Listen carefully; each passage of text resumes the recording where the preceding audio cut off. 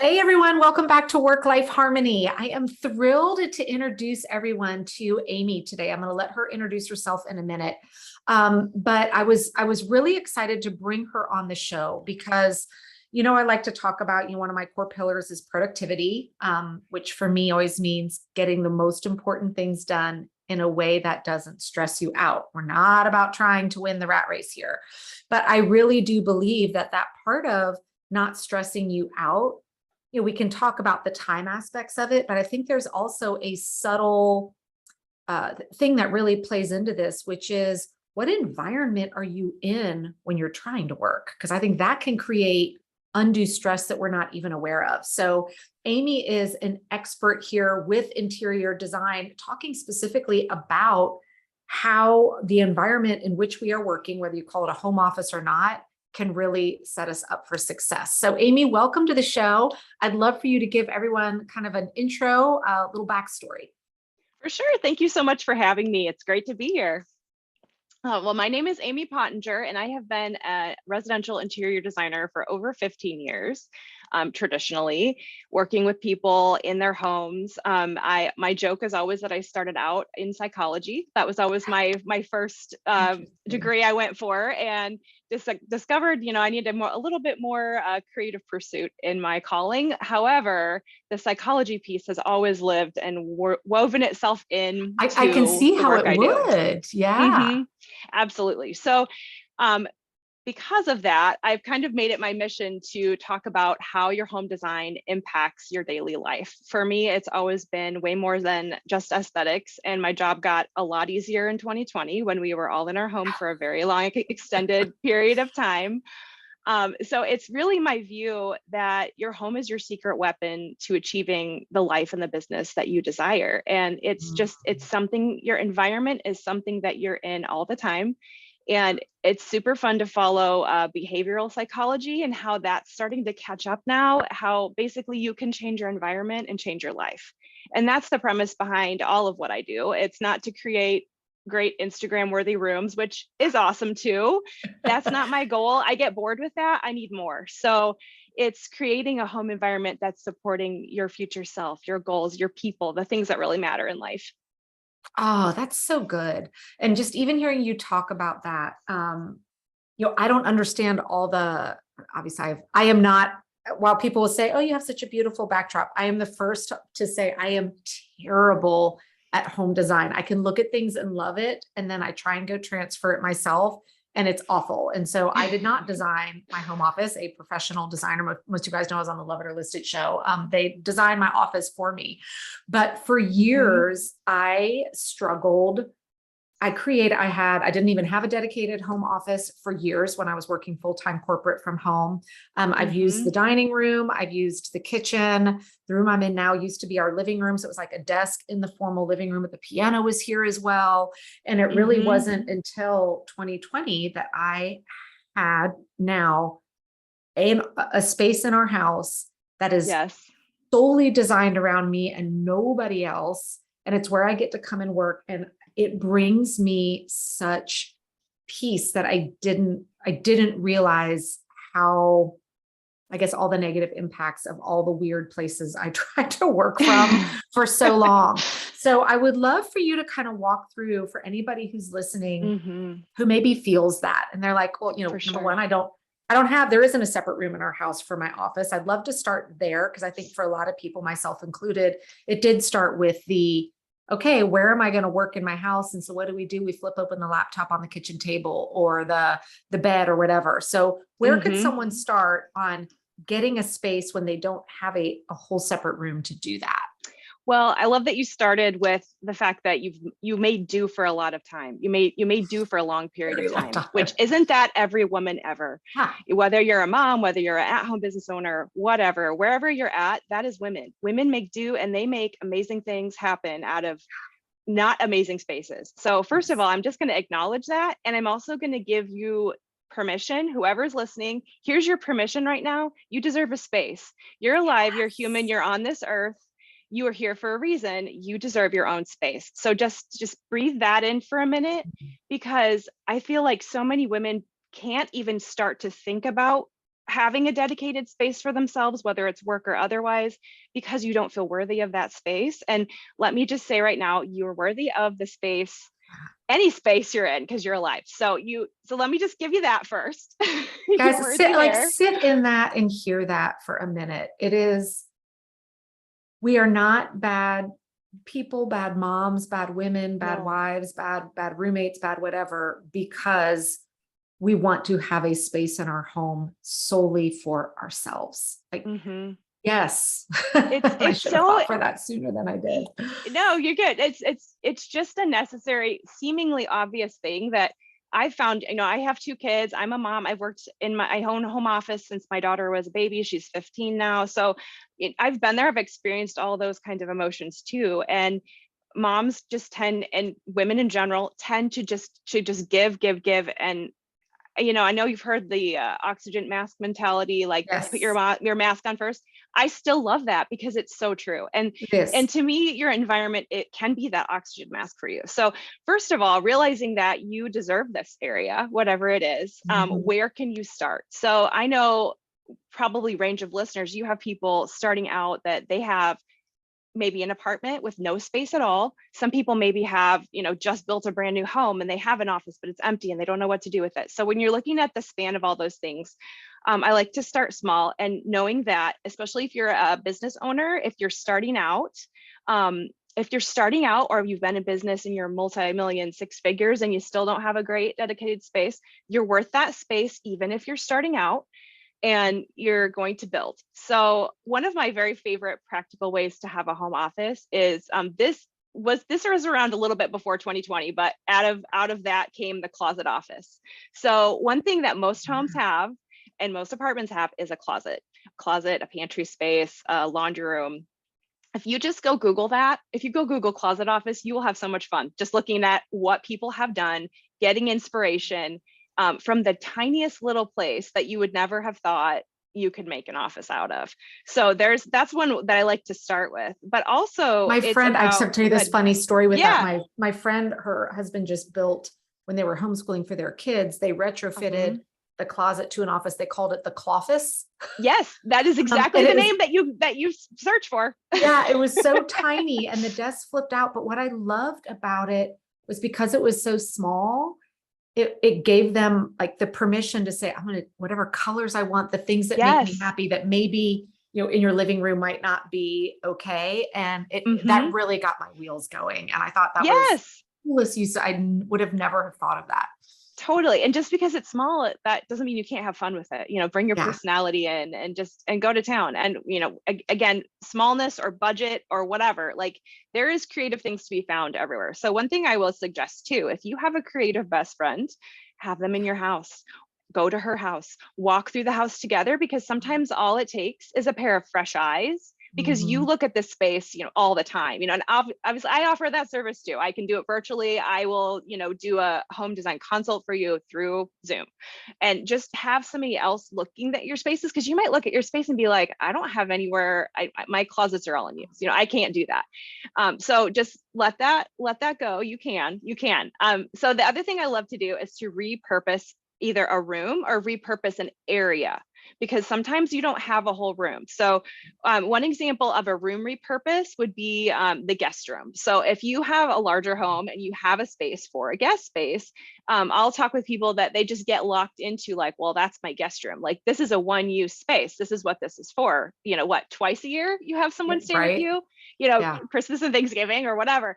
So, or like kids that have moved out of the house, or, like different things like that. And taking fresh eyes to those kinds of rooms. So maybe you do still, maybe you do still need a guest room, but how can you make that guest room serve you most of the time as your home office, with the Mhm. multifunction Yeah. of including a bed, a day bed, a Murphy bed, something that works, a sofa bed that works for both purposes, and looking at how much more will you use that space when it's your Right. office, and it can still serve a guest too. So kind of putting on those multi-purpose lenses. What can I get more than one use out of? So if you don't have that luxury, however, you can go as small as repurposing a corner of your living room.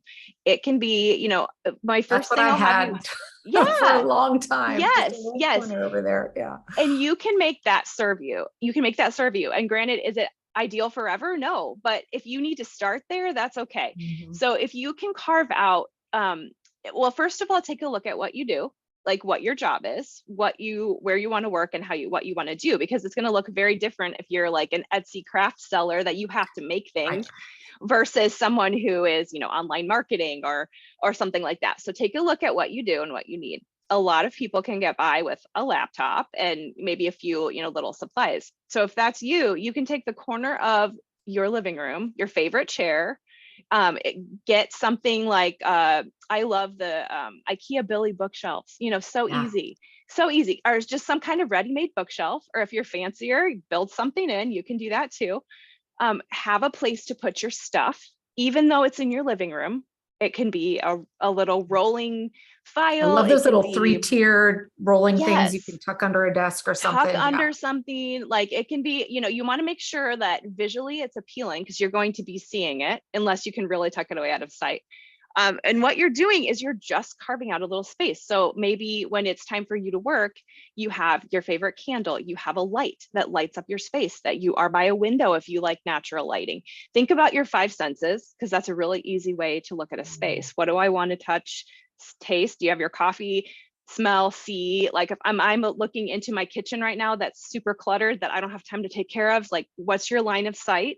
Because that can be a Smart. distraction too. Yeah. So consider all those things, even in a tiny little corner of your living room to start, and watch how that helps you and watch how that builds, because that can build into creating more money in your business, to be able to move up to a different kind of space, to, Yeah. all those kind of things. And the other living room tip I'll give you is to do, if you have a sofa and you have room behind it. So if you can float your sofa in the room away from a wall, Oh, desk behind a smart. sofa is a great idea, because it looks like a sofa table most of the time, Yeah. but then you can hide a chair, you can put a cute little lamp that also, will serve you in your living room when you're just hanging out with your kids. But sofa table behind a desk is another way to sneak in a That's, living room I'm already office. realizing that would have worked so much better for me than the corner. Like when this was Hmm. a living room that so it was a formal living room. We never really used it. Right.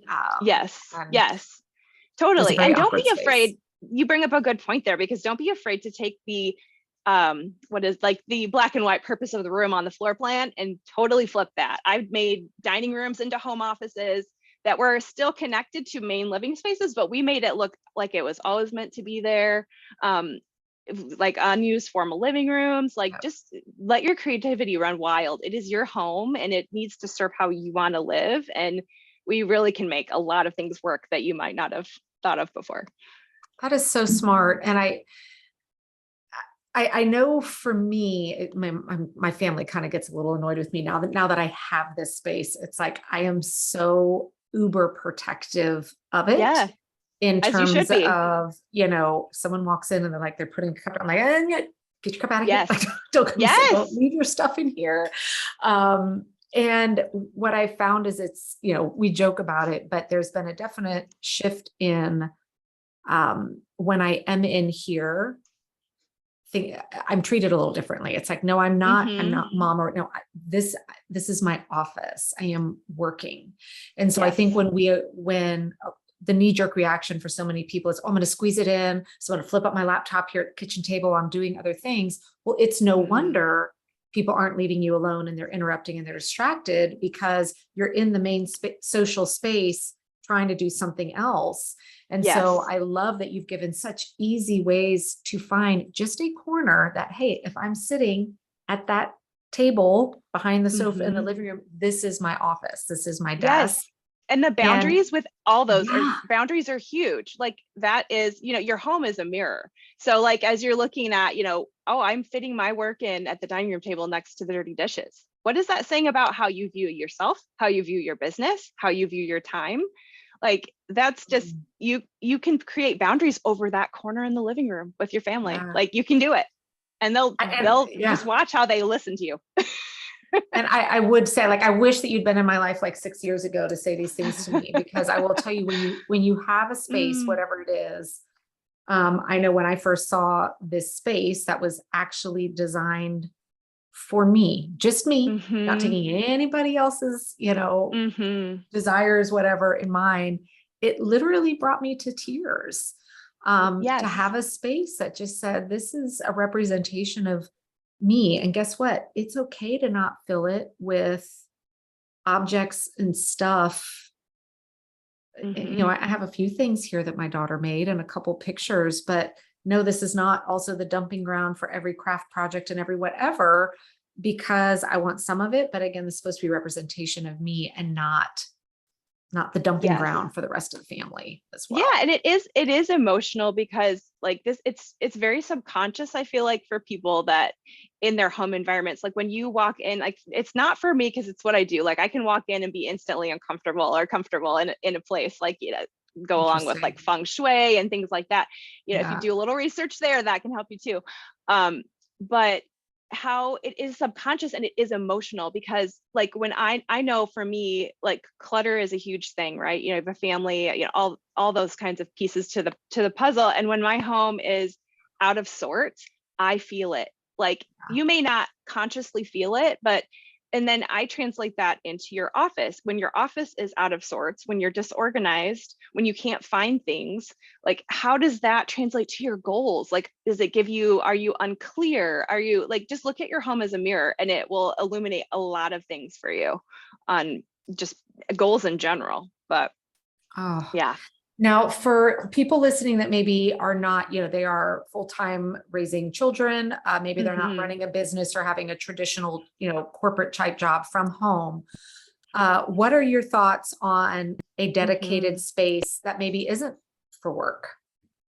Yes. So one of the first things, so I am working on a new course called Your Empowered Home. I have Your Empowered Home Office right now. One of the first things I have you do in that course is to create what I like to call a breathing space. And a Mm, breathing space is a starting point where you can reset.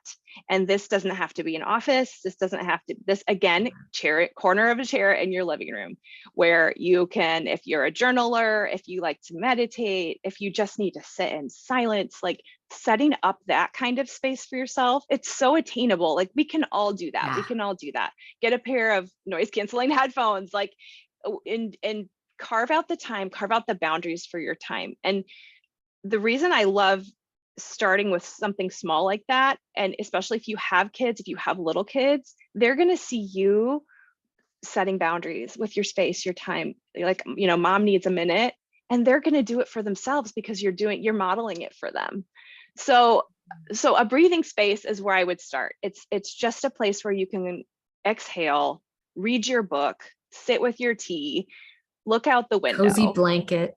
Cozy blanket. Yeah. It can be anywhere that works for you. It could be in your bedroom, it can be in your living room, like again, creative eyes, look around. Like I have mine in my home office because that's where I like to be in the morning. I'll get my blanket and I've got two pugs. They come sit with me and I just, like just start my day in quiet. And having that space as an option for you, that somewhere you can go that is ready, is a game changer, because it's not like you feel like, oh, I want to start this, this meditation practice, or I want to start reading this book every day, and oh, I don't have anywhere to do that. It feels like another thing on your to-do list, and that's not what I'm after. Like even if your kids throw their stuff on your chair, like you can move it and talk to them and say, hey, this is not where your stuff goes. Like, let's have a conversation. But you are carving out that space for yourself, whether, you're a business owner or getting started business owner or not a business owner at all. Like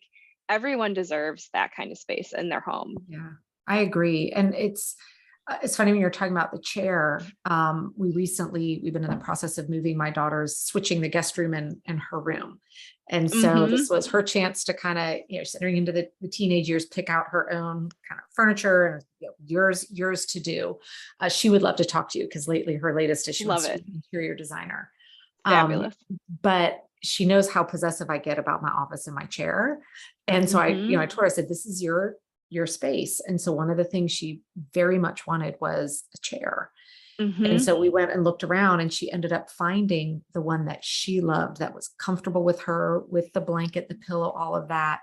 And my child, who has never been one to just go relax alone in her room, is up there now Mm-hmm. all the time Mm-hmm. because of that one space that Yes. she got to pick and loved. And I'm like, I wish I'd done that sooner for her so that she could have that same, just because they're young doesn't mean they don't crave that same Yes. sense of comfort, familiarity, calm, all of that. So I'm Absolutely. loving that we're seeing that with her as well. Yeah, and it can extend to every member of the family. Mhm. Everybody can have their own, special space. Like it's just a space that is life-giving, somewhere that gives you life. Like that's really all it is. And And that is nobody so else gets unique. to decorate it for you or pick out what Yes. the just the way Mm-hmm. you like it. Yeah. Yeah. Oh, Yep. I love so that. I love that good. for kids too. Yeah. That's a Yeah. really good point.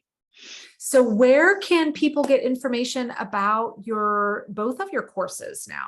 Yeah. So if you, I'm on Instagram a lot. It's at refresh design, refresh on 2 underscores design And or we'll have refresh. that in the show notes, Yeah. everybody. Yep. Or just go to refreshdesign.net and Okay. everything's up there. The course, me, Instagram, all the things. I'll post reels. Like one of my favorite recurring reels has to do with working at your kitchen table and how you shouldn't do it. So Amen. Okay. And I have to ask in closing, because I I love feel it. very passionate about this. What are your thoughts about people working in bed? Okay. First thought is regardless, you got to do you. You really do. You got to do you. Fair. I've never even had the inclination to want to do that because like to me, my bedroom space, well, first of all, backing up on bedroom spaces, a bedroom space to me is a reflection of your love for yourself, can be a Mhm. reflection of your love for your partner. So go look at your bedroom through those eyes and see what you find. And secondly, I like to reserve my bedroom for things for me that are restorative. And while I love my work, falls in a different category to me. So, sleep, love, reading a book, that's about it. That in my opinion, like we used to, like a long time ago, we tried having a TV in your bedroom. Oh my gosh, worst ever, terrible. Like, so if it was me, I could get nothing done. I have to get in the frame of mind for work personally, like, Yeah. and also I personally have the problem of shutting my brain off at night. So Same. in order to I need create, everything away so I can shut it yes, off. Yeah. yes, I need no reminders of things that will keep the wheels spinning up here. And for me, work in my bedroom is that. Now, if you are one of the people that have to make do, like with a smaller space, and you're like, there's nowhere else for my desk, I have to have it there, you can do it. It is not ideal. You can do it. And And my that's key to different though. that, That's a desk in the yes, corner, not versus in your your bed, bed. Yeah. which is better, which is definitely better. And Yep. you can create space where you can close it. That's what I like. Like that's the thing with the home office is you need for boundaries. I mean, they're the time expert, like, you need those boundaries when you work Oh at yeah. home, because otherwise you're working everywhere all the time and burning yourself out. So that's just why I would never do it. Because Yeah. for And me, so like, I was curious your thoughts on that as well. I'm very anti ever. The only time I've ever had my computer in bed was when I was sick, like for an yes, extended amount of time. I was like, I at me least too. just need to check email or something. And like, Yes, that's been it. yes. But I think again, tied back to, for me, why I love this conversation about finding that set space in your house is for those of us that have struggled in the past with maybe overworking, trying to Mm-hmm. squeeze it in around all the other things. All it does is perpetuate that hamster wheel lifestyle, which we're trying so hard to stop. And so when you have a Yes. dedicated space, even if it is the corner of the living room, the corner of the dining room, the Mm-hmm. desk behind the sofa, and all of your stuff is there, then when you're not sitting there, then you're not bringing it with you all throughout the Yes. house all And day it long. correlates so beautifully with time boundaries, because you can say, these are my Absolutely. work hours. Here's where I go to work. And now I'm done. And now I'm leaving. And I'm going over here and doing another part of my life, because work is not my whole life. Yeah, absolutely. And if your computer's out, like in that living room example, then have a way, just shut it, like Mm-hmm. close the lid when you're walking away. So it's just not open and on all the time. Oh, this has Mhm. been so, so helpful. Thank you so much for sharing your time with us, Amy. I know this is going to inspire folks to start thinking about where they can create that dedicated space. So for anyone listening, hop on over, find either one of us at Instagram. I would love for you to just shoot me a DM and let me know if you are going to be inspired to start creating a dedicated space for yourself in your house, because we all deserve it. Yes, we Thank you do. so much, Amy. Thanks for having me.